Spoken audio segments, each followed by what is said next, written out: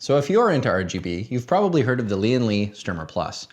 And if you've gone out and tried to obtain a 3080 or a 3090 card, you've noticed that Lian Li only makes a 2x8 PCI Express Strimer Plus. They don't have a 3x8.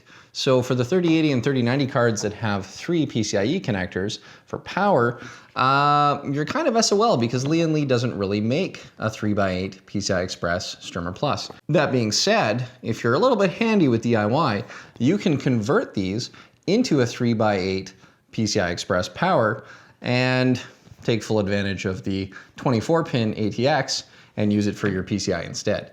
And today, I'm going to walk you through how to do that. So the Strimer Plus actually has a couple of separate components. You've got your actual cables, and then you've got your actual RGB element. And the RGB element is actually just attached to the cables using a couple of different sliding clips. And these sliding clips are removable, and then you can remove the RGB component off of the sleeved cables. And so what you're gonna need some PCI Express connectors.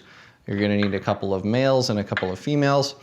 And then you're going to need, I recommend an actual PCIe cable because you're going to need to know exactly which way to wire this so that it connects directly and straight as if you were plugging into an extension cable. So you actually need to have it lined up so that your cables are exactly aligned how they would be going from a connector into an extension and then using the exact same cables in and out going into your actual graphics card.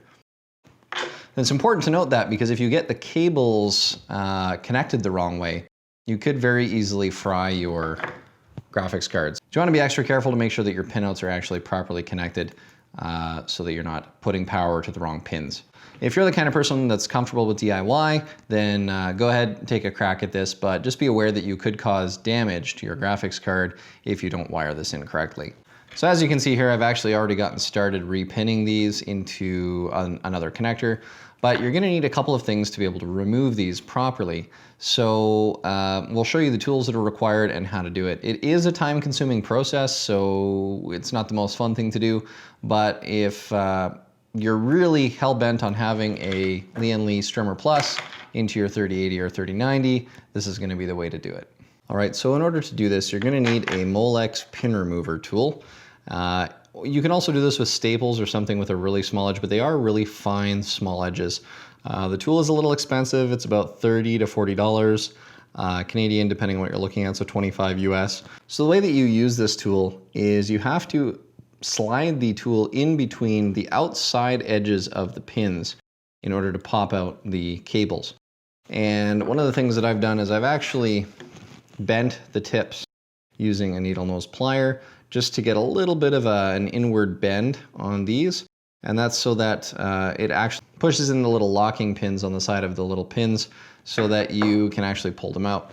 So what we do here is we essentially line it up and try to get it on either side. This is a very patience requiring job, and you basically have to get them on either side. If you don't bend the tool, I find they don't really get in there, they don't really unlock it, and so you can wiggle it around all you want, it doesn't really open it up.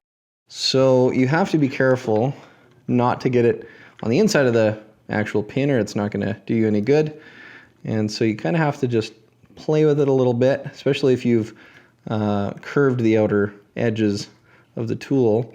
It's a little bit more difficult to get it in between on the sides, but it will ensure that it unlocks. So let's get this in here.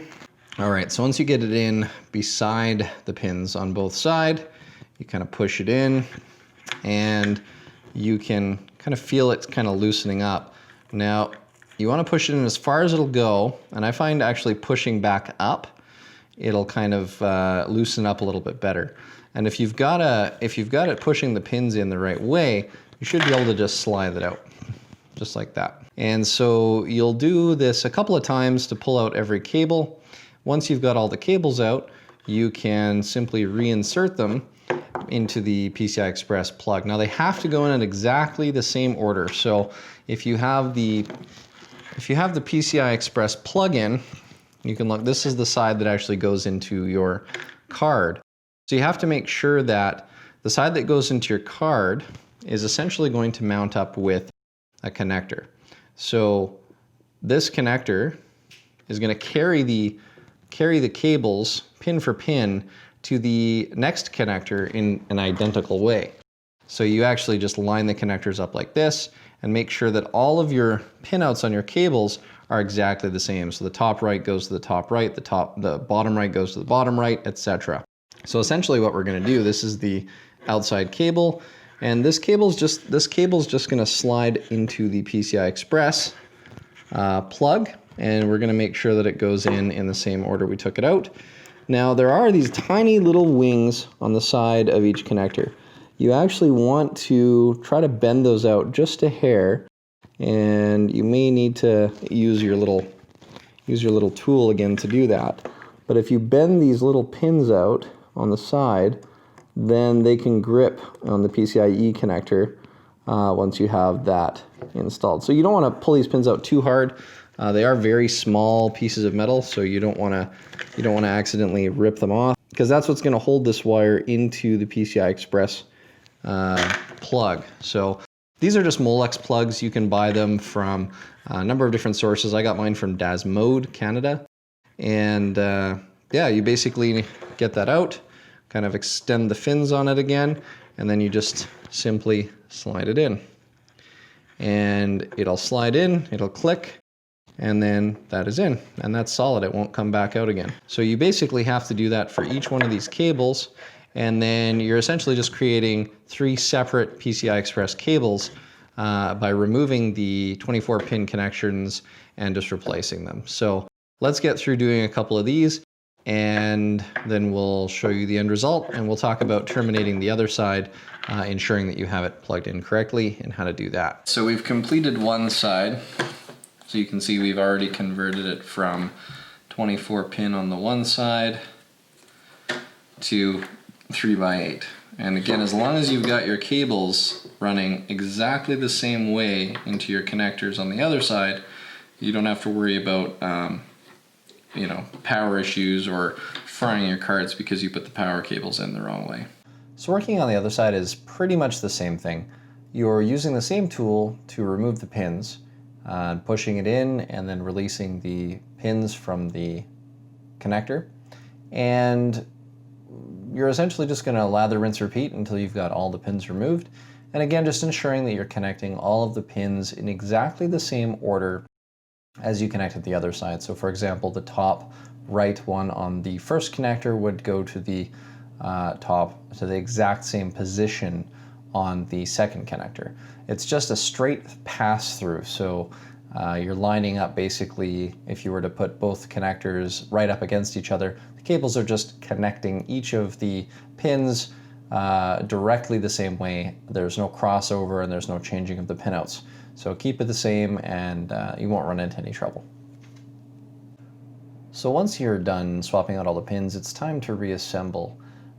So essentially the RGB component has little channels that you've got to run each of the cables through, and they just kind of slide in. So once you got everything slotted into the RGB component, there's a little clear plastic clip that you just wrap around the RGB component. That just kind of holds everything together. And then on the back side of the clear clip, you'll be able to snap in the remainder of the cables into the bottom of that, and that just kind of again acts as a guide so that when you're bending and folding it, that everything bends and folds in a good way and prevents any of the cables from getting kinked, and kind of maintains that slick look that Lian Li's going for with the Strimer Plus. The final step then is to connect the black clips into the other side on the RGB component, and they just kind of slide on. So very easy to do, just swap it around, do both sides. And you'll see there's a section with grooves. Those grooves just kind of slide right in to connect just like that. And then you just snap in all of the cables like you did with the clear clip. And again, that just acts as a guide and keeps everything together nicely when you're connecting it into your computer. So to ensure that you've kind of got everything connected properly, take your PCI Express cable and just plug it into the one end. And you should see that the way that it plugs in on that end should line up with the way the connector is on the other end, as that's the end that's going to be plugged into your GPU. You can see that it's kind of identical to the end of your PCI Express cable, and there you have it. All right, so there you have it. That Lian Li Strimer 24-pin cable has been converted to 3 PCI Express connectors on both ends. Couple of things to note: there is a longer side of the cables on the Lian Li Strimmers. You want the longer side to be aligned so that when you're plugging the PCI Express cables in, that they're going to be going into the graphics card so that you're bending the cable down.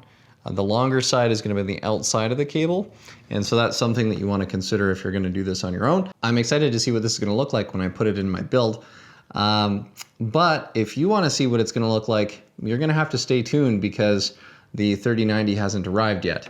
Once it does arrive, we'll start my next build. We'll be doing my next build over several different videos, looking at what parts were selected and why, and getting into some of the water cooling that we're going to be doing to really finish off our new build for 2020. So I've been really busy working on my workshop, trying to get a space set up so that I can do more videos, more tech tips, and do more cool modifications and custom mods like this. I'll be starting my next build as soon as the workshop is completed, maybe even sooner, depending on when the 3090 comes in. If my 3090 comes in the next couple of weeks, I might actually start the build early. So let me know what you think in the comments. If this is something you're gonna do, or if it's something that you've already done. And if you like this video, go ahead and give me a like. And if you'd like to see more, there is more coming. Feel free to click on that subscribe button. I do appreciate it. Every subscription helps me to grow my channel and kind of motivates me to do more of these interesting videos that might help you out as you're doing your own build. Thank you, and we'll catch you in the next one.